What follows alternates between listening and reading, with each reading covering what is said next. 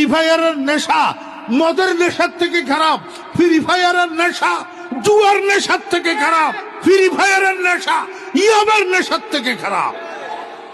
যেই ফোলারে ফ্রি ফায়ারের নেশা করছে ফোলাইটার জীবন বরবাদ, জীবন বরবাদ। একটা ছেলে মদ খাইয়া বাপেরে বাই দেখতে পারে কিন্তু বাপের বুকে গুলি ধরে না। একটা ফ্রি ফায়ারের নেশাগ্রস্ত পোলারে বাপে যদি ফ্রি ফায়ারের থেকে বাধা দেয় তো বাপের বুকে পিস্তল টেকা।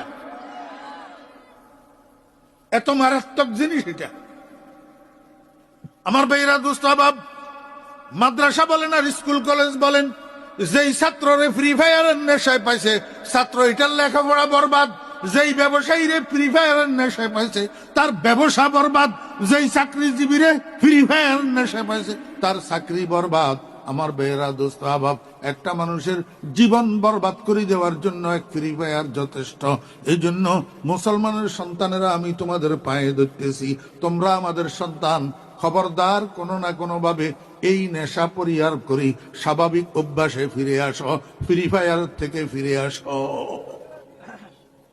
এটা মুসলমানের সমাজকে বেকার করে দেওয়ার জন্য, মুসলমানের সমাজকে নিষ্কর্ম করে দেওয়ার জন্য ইহুদিদের চক্রান্ত।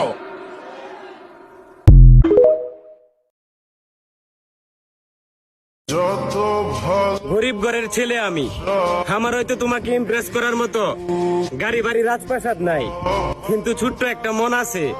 আর এই মনে থাকতে হলে স্বার্থ ছাড়াই ভালোবাসতে হবে আমাকে। ও প্রাণ সোনা কাছে আসো।